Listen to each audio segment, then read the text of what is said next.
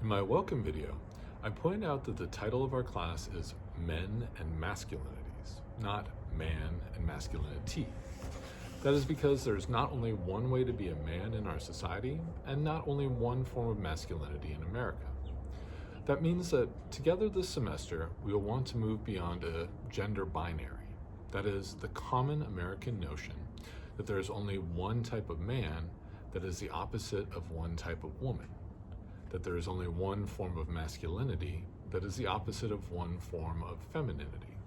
So that term, gender binary, is an important part of the shared vocabulary we will need to develop to discuss men and masculinities together this semester. To establish a solid foundation for our vocabulary, though, let's take a step back and first define and differentiate the terms sex and gender. To differentiate them, think of sex as primarily biological and gender as primarily social. That is, as we will use the term, sex is essentially a set of biological characteristics that differentiate the anatomies of male, female, and intersex individuals from one another. So when we talk about sex in this sense, we are talking about things like chromosomes, genitals, and hormones.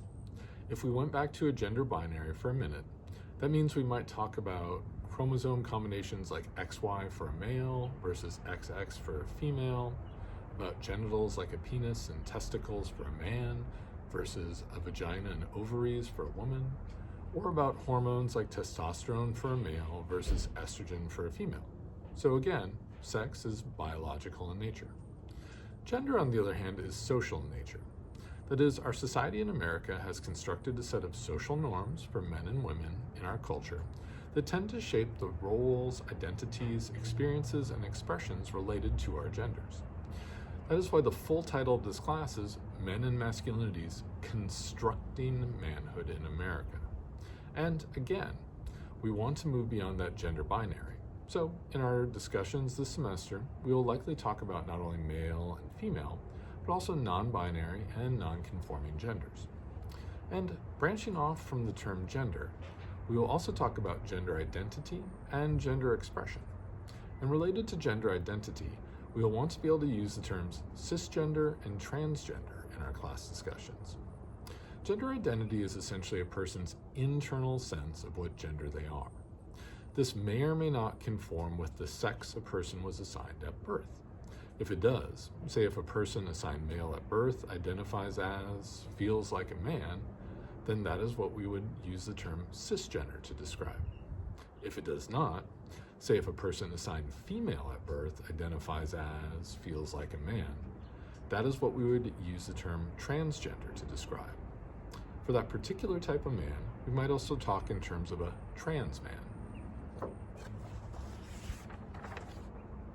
Gender expression is a person's external expression of that internal sense of what gender they are.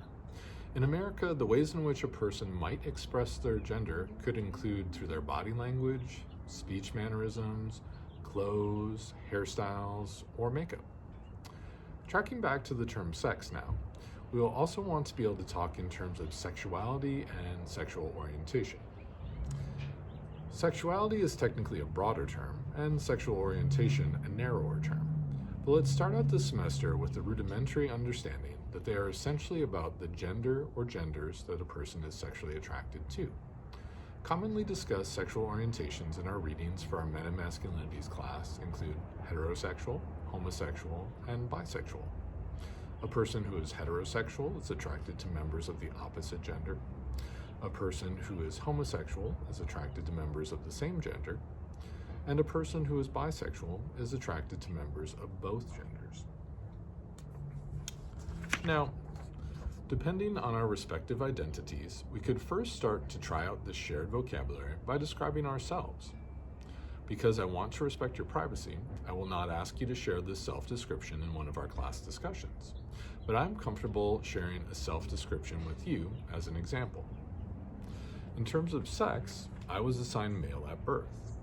In terms of gender identity, I identify as a man, which means that I can categorize myself as cisgender. Another aspect of my gender expression, which you can see in this video, is my facial hair. Specifically, I'm starting out this semester with a goatee, But for most of the past 15 years, part of my gender expression as a man has been having a full beard.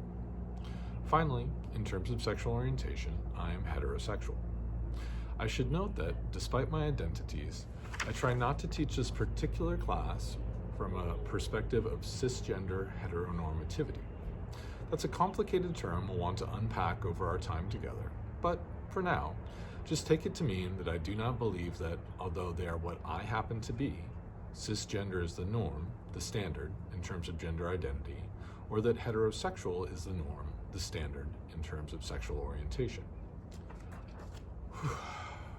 That was a lot of terms, with a lot of syllables in them. I mean, 11 syllables alone in that one term, cisgender heteronormativity?